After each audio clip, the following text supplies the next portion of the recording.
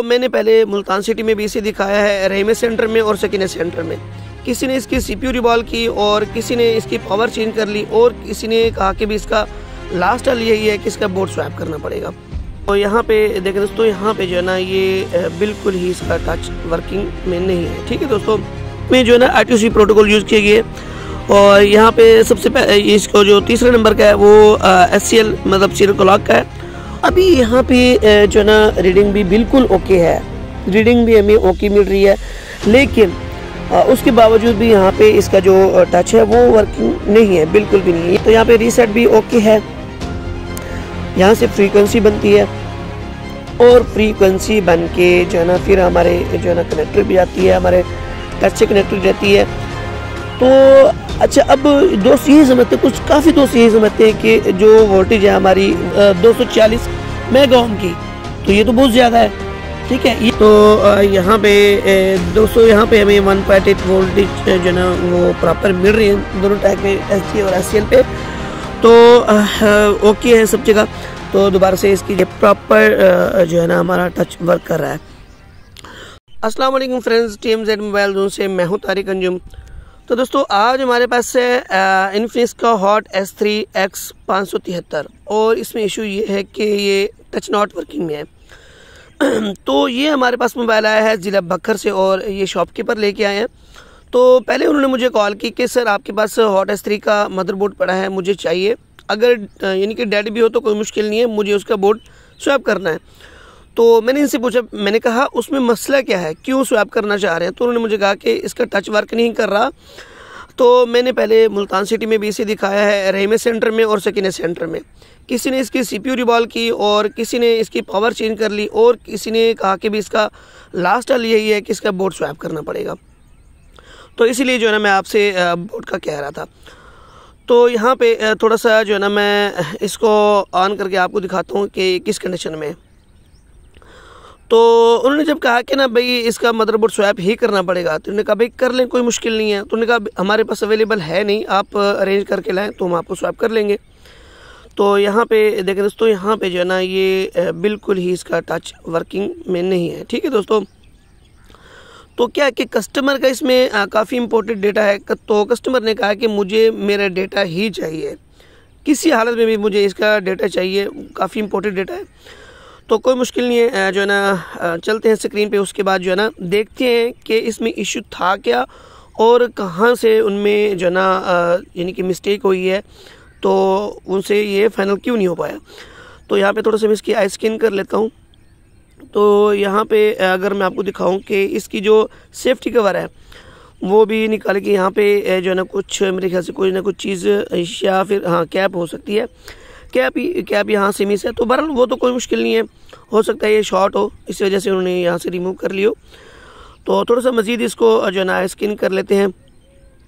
दोस्तों क्या है कि जब भी आपके पास मोबाइल आता है कोई भी किसी भी फॉल्ट में ना, तो उसके अपने 3 स्टेप ज़रूर फॉलो करने होते हैं, आई स्कैन, कूल टेस्टिंग और हॉट टेस्टिंग।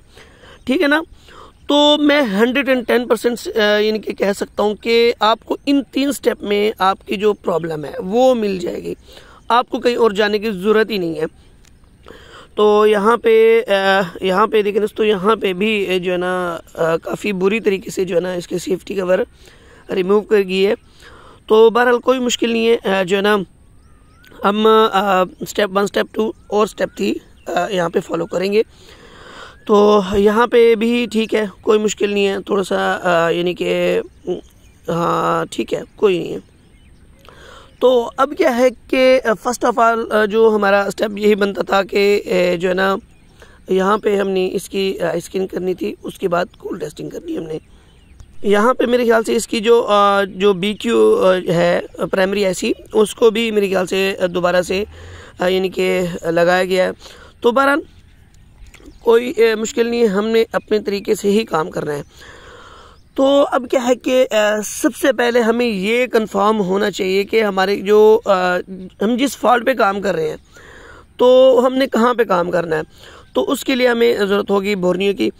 तो यहाँ पे जो है ना चलते हैं बोर्नियो में, उसके बाद देखते हैं कि जो है इसके टच के जो ट्रैक है वो कौन कौन से हैं। तो यहाँ पे जो है ना लैपटॉप पे आ जाते हैं। उसके बाद जो है ना देखते हैं कि इसके टच के पॉइंट कौन कौन से हैं और कहाँ कहाँ पे जो है हमें कितनी GR मिलनी चाहिए। तो देखिए दोस्तों, यहाँ पे जो है ना ये सबसे पहला जो है ना इसका इसमें जो है ना I2C प्रोटोकॉल यूज़ किए गए। और यहाँ पे सबसे पहले इसको जो तीसरे नंबर का है वो SCL मतलब सीरियल क्लॉक का है। और इसका जो चौथा है वो SDA मतलब सीरियल डाटा का है। और इसका जो पाँचवा है वो है इसका INT का। और जो इसका छठा है वो है इसका रीसेट का। तो और यहाँ पे एक और भी है, यहाँ पे VRIG 1.8। तो इन 5 ट्रैक पे हमें जो है ना GR चेक करनी है, हमें यहाँ पे क्या GR मिलती है। यहाँ पे जो है ना ये दोस्तों अगर 5 पॉइंट है, यहाँ पे अगर 5 पॉइंट में किसी में भी एक में जो है ना हमारी जो GR है लीकेज मिली हमें, फिर भी प्रॉब्लम आएगी। यहाँ पे अगर कोई एक ट्रैक मिस हुआ फिर भी प्रॉब्लम आएगी। तो यहाँ पे दोस्तों सबसे पहले हम यहाँ पे चेक करते हैं। यहाँ पे जो है ना SCL चेक करेंगे, सीरियल क्लॉक का चेक करेंगे, यहाँ पे हमें क्या GR मिलती है दोस्तों। तो यहाँ पे हमें GR मिलनी चाहिए जो है ना 400 से 700 तक यहाँ पे हमें रीडिंग मिलनी चाहिए दोस्तों। तो यहाँ पे इसकी GR चेक करते हैं। यहाँ पे जो है ना इसकी जो ये तीसरे नंबर का ट्रैक है, यहाँ पे SCL का है, यहाँ पे हमें 445 हमें GR मिल रही है। और इसका जो सीरियल डाटा का यहाँ पे हमें 452 यहाँ पे हमें रीडिंग मिल रही है। और इसका आगे का जो है INT है यहाँ पे हमें 449 यहाँ पे भी हमें रीडिंग मिल रही है। और यहाँ पे इसका रीसेट का यहाँ पे भी हमें 451 रीडिंग मिल रही है। तो आगे जो है इसका 1.8 VRIG का ट्रैक है, यहाँ पे हमें 300 से यानी कि 700 तक यहाँ पे रीडिंग मिलनी चाहिए। तो ये मेरे ख्याल से 7वां ट्रैक है। हाँ, यहाँ पे हमें 355 यहाँ पे हमें रीडिंग मिल रही है। तो अभी यहाँ पे जो ना रीडिंग भी बिल्कुल ओके है, रीडिंग भी हमें ओके मिल रही है। लेकिन उसके बावजूद भी यहाँ पे इसका जो टच है वो वर्किंग नहीं है, बिल्कुल भी नहीं है। यानी कि उन्होंने क्या किया कि इसका फोल्डर भी रिप्लेस करके चेक किया है, फोल्डर भी रिप्लेस किया गया है, CPU भी रिवॉल्व की गई है, पावर भी चेंज की गई है। हत्ता कि ज़ाहिर सी बात है यहाँ पे इसकी जो BQ है उसको यानी कि मेरे ख्याल से उसको चेंज किया गया है या फिर दोबारा से यानी कि उठा के लगाया गया है। लेकिन मसला फिर भी सेम यानी कि सेम कंडीशन में है। तो ज़ाहिर सी बात उन्होंने फिर यही कहना था कि इसका जो मदरबोर्ड है उसको भी स्वैप करना पड़ेगा।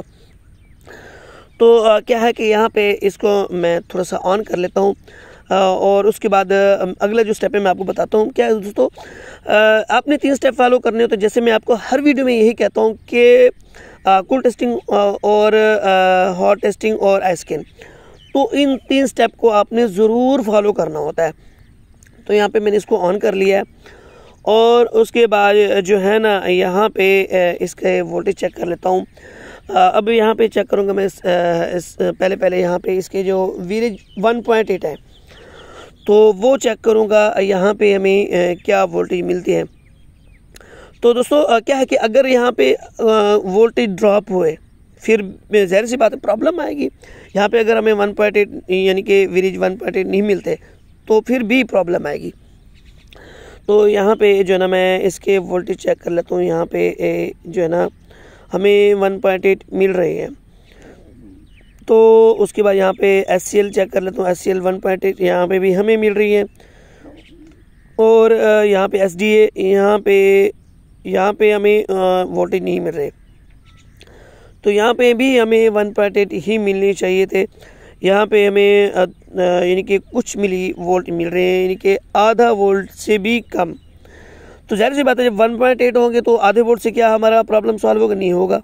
ठीक है, तो कोई नहीं है, आगे चलते हैं। यहाँ पे आगे जो है इसका ये INT का यहाँ पे भी हमें 1.8 मिल रही है। उसके बाद यहाँ पे इसकी लाइट ऑफ होगी, दोबारा से मैं इसको ऑन कर लेता हूँ ताकि आपको हर चीज़ एक एक स्टेप आपको क्लियर नज़र आए, ताकि आपके बार कोई भी प्रॉब्लम आती है, कोई भी यानी कोई भी सेट आता है, आपने उसको कैसे डायग्नोस करना होता है। तो यहाँ पे रीसेट भी ओके है। तो अच्छा, अब सीन ये है कि कुछ दोस्त यही समझते हैं कि अब GR तो मिल रही है, GR भी मिल रही है और यानी कि वोल्टेज नहीं मिल रहे, तो क्या करते हैं वो सीधा सीधा पावर को उठा लेते हैं, CPU को उठा लेते हैं, CPU को रिवॉल्व कर लेते हैं, या फिर CPU को यानी कि चेंज कर लेते हैं, लेकिन प्रॉब्लम फिर भी सेम रहती है। तो आते हैं दोबारा से लैपटॉप पे। यहाँ पे जो है ना मैं आपको मज़ीद दिखाता हूँ कि जो है ना आपने एक और स्टेप भी है, उसको भी फॉलो करना होता है। तो यहाँ पे देखिए दोस्तों, यहाँ पे जो है ना हम आते हैं, यहाँ पे जो है ना सबसे पहले हमारी जो CPU है, यहाँ से ये इसका जो ट्रैक कनेक्ट है SDA का, ये FPC कनेक्टर से यहाँ से फ्रीक्वेंसी बनती है, और फ्रीक्वेंसी बन के जो है ना फिर हमारे जो है ना कनेक्टर भी जाती है, हमारे टच से कनेक्टर रहती है। तो अच्छा, अब दोस्त यही समझते हैं, कुछ काफ़ी दोस्त यही समझते हैं कि जो वोल्टेज है हमारी वो CPU बना रही होती है। CPU दोस्तों सिर्फ फ्रीक्वेंसी ही बनाती है, ठीक है ना। यहाँ पे जो है ना ये पावर से यहाँ से जो है ना ये ट्रैक आ रहा है, यहाँ पे 2 रजिस्टर लगाई गई, पुल अप रजिस्टर लगाई गई है। तो यहाँ पे जो ना ये रजिस्टर से होते हुए ये फिर जाती है हमारी दोबारा से, यानी कि FPC कनेक्टर पे, यानी कि 2 ट्रैक मिलके एक ट्रैक बन के फिर हमारे उधर ही जाती है हमारे कनेक्टर पे, ठीक है ना। अगर पावर से वोल्टेज नहीं मिलेंगे हमें फिर भी प्रॉब्लम आएगी, अगर CPU से फ्रीक्वेंसी नहीं मिलेगी फिर भी प्रॉब्लम आएगी। तो चलते हैं दोबारा से स्क्रीन पे, उसके बाद जो है ना देखते हैं कि कहाँ पे इशू है। तो मैं इसकी जो है ना दूसरी साइड पे आता हूँ। यहाँ पे जो है ना ये CPU वाली साइड पे, यहाँ पे इसके पास ही जो है ना वो रजिस्टर लगी हुई थी। तो यहाँ पे क्या करूँगा, यहाँ पे मैं वोल्टेज चेक कर लेता हूँ। यहाँ पे हमें वोल्टेज क्या मिलते हैं, यहाँ पे हमें 1.8 वोल्ट मिलनी चाहिए। तो हाँ, यहाँ पे हमें 1.8 मिल रहे हैं। अब यहाँ पे हमें दूसरी साइड पे, इसकी जो रजिस्टर है यहाँ पे दूसरी साइड पे भी हमें यहाँ पे जो ना वोल्टेज ही मिलनी चाहिए। तो ये यहाँ पे चेक कर लेते हैं, इसकी जो ऊपर की है यहाँ पे ये रजिस्टर जो है यहाँ पे हमें 1.8 मिल रहे हैं। तो इसकी लाइट को मैं दोबारा से ऑन कर लेता हूँ। तो यहाँ पे हमें प्रॉपर जो है ना 1.8 वोल्ट मिल रहे हैं, और यहाँ पे हमें वही कुछ मिली वोल्ट मिल रही हैं। तो यहाँ पे भी हमें वोल्टेज ही मिलनी चाहिए थे। तो अब काफ़ी दोस्त क्या करते हैं कि वो यही सोच रहे होंगे कि ये जो रजिस्टर है हम इसको शॉर्ट कर लेंगे, इसको बाईपास कर लेंगे, लेकिन ये हरगिज़ नहीं हो सकता, ठीक है। तो अब सबसे पहले यहाँ पे इसकी चेक करते हैं कि ये जो रजिस्टर है ये कितनी वैल्यू की है, इसकी रेजिस्टेंस वैल्यू क्या है। तो यहाँ पे जो ना ये 2.19 मतलब ये 2.2 के की, हाँ यहाँ पे 2.2 के की हो सकती है, और जो नीचे की रजिस्टर है ये भी 2.2 के की ही हो सकती है। तो यहाँ पे ये बता रहा है दोबारा से मैं लगाता हूँ यहाँ पे 2.40 मेगा ओम। अब यहाँ पे ये थी 2.2 के की, यहाँ पे ये बता रही है 240 मेगा ओम की। तो ये तो बहुत ज़्यादा है, ठीक है, ये किलो में होनी चाहिए थी, मेगा ओम में चली गई है। तो बहरहाल इसी रजिस्टर में ही लोचा हो सकती है। तो अब क्या करेंगे, यहाँ पे मैं एक स्क्रैप बोर्ड लेता हूँ, यहाँ पे जो है ना वहाँ से ये रजिस्टर देखता हूँ कि कहाँ पे मुझे मिलती है। तो जो है ना अभी यहाँ पे इसको पहले निकाल लेता हूँ। यहाँ पे निकाल के ना मैं इसका जो नीचे का जो ट्रैक है, तो ये मेरे ख्याल से सेट वाटर लॉगिन था, हो सकता है यहाँ से इसका जो नीचे का जो ट्रैक है वो डिस्कनेक्ट हो। तो यहाँ पे जो है ना मैंने इसको निकाल लिया है। तो यहाँ पे इसका ट्रैक बिल्कुल ओके है, बिल्कुल नीचे की तरफ।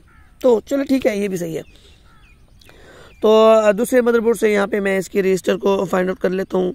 तो यहाँ पे इसकी पावर के पास भी हमें मिल सकती हैं, और CPU के पास भी हमें मिल सकती हैं, और जगह भी काफ़ी सारी जगह पे होती हैं। तो यहाँ पे तो हमें नहीं है मिल रही। तो CPU साइड पे चलते हैं, यहाँ पे CPU साइड पे शायद हमें मिल जाए। तो यहाँ पे हो सकता है, हाँ यहाँ पे जो है ना ये मिल रही है 2 कुछ की। तो यहाँ पे मैं आपको थोड़ा सा दोबारा से दिखाना चाहूँगा। यहाँ पे जो है ना ये है जी 2.18, वो 2.17 की थी। भारत ये 2.2 के की रजिस्टर है, क्योंकि ज़ाहिर सी बात है ये जो मदरबोर्ड में जब रजिस्टर लगी होगी तो उसकी वैल्यू थोड़ी अप डाउन वो बताएगा, ठीक है। तो आपने इससे कंफ्यूज नहीं होना। तो वहाँ से मैं रजिस्टर निकाल लेता हूँ, यहाँ पे जो है इंस्टॉल कर लेता हूँ, और उसके बाद यहाँ पे दोबारा से मैं इसकी जो है रेजिस्टेंस वैल्यू चेक करूँगा कि यानी कि सेम है या नहीं है। तो यहाँ पे मैंने इसको इंस्टॉल कर लिया है, और यहाँ पे इसकी जो है रेजिस्टेंस वैल्यू लेता हूँ। यहाँ पे इसकी रेजिस्टेंस वैल्यू मुझे क्या मिलती है, यहाँ पे जो है ना वही मिल रही है 2.17। तो यहाँ पे जो है ना अभी इसको जो है इसके पत्ते को लगा के दोबारा से मैं मोबाइल को ऑन करूँगा और ऑन करके यहाँ पे मैं आपको इसके वोल्टेज भी चेक कराऊंगा कि यहाँ पे वोल्टेज बन रहे हैं या नहीं बन रहे। अगर तो नहीं बनते तो फिर आगे का भी मैं बताता हूँ कि अगर यहाँ पे नहीं बन रहे तो इसको आपने कैसे बाईपास भी हो सकती है, लेकिन वो कुछ कंडीशन में हो सकती है। तो अगर यहाँ से प्रॉब्लम सॉल्व ना हुआ फिर हम इसको बाईपास करेंगे। तो यहाँ पे मैंने इसको ऑन कर लिया है और यहाँ पे इसके पत्ते को निकाल लेता हूँ। यहाँ पे जो है ना दोबारा से मैं चेक करूँगा कि जो ST का ट्रैक है यहाँ पे वोल्टेज हमें मिल रहे हैं या नहीं मिल रहे। तो यहाँ पे दोस्तों यहाँ पे हमें 1.8 वोल्टेज जो है ना वो प्रॉपर मिल रहे हैं दोनों ट्रैक पे, ST और SCL पे। तो ओके है सब जगह। तो दोबारा से इसकी जो बैटरी जो है इसको डिस्कनेक्ट कर लेंगे और यहाँ से दोबारा से पत्ते को लगा के और ऑन कर लेते हैं मोबाइल को और देखते हैं कि जो हमारा प्रॉब्लम है वो सोल्व हुआ है या नहीं हुआ। तो यहाँ पे हमने बैटरी भी कनेक्ट कर ली, पत्ता भी कनेक्ट कर लिया। इसको ऑन करते हैं और जो है ना फिर देखते हैं दोस्तों। एक छोटे से प्रॉब्लम के एक रेजिस्टेंस की आप देख रहे हैं कि एक रेजिस्टर की कितनी वैल्यू हो सकती है, एक कैपेसिटर की कितनी वैल्यू हो सकती है।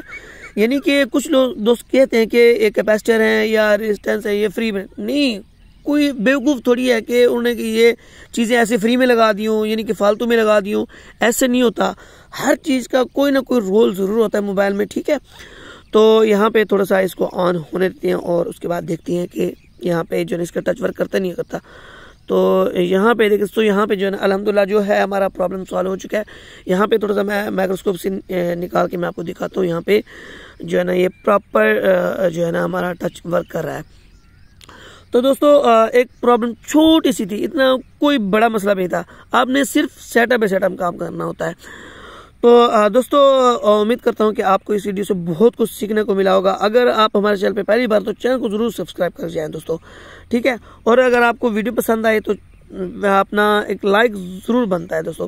तो आज के लिए इतना ही, इंशाल्लाह मिलते हैं किसी नई वीडियो में, तब तक के लिए अस्सलाम वालेकुम।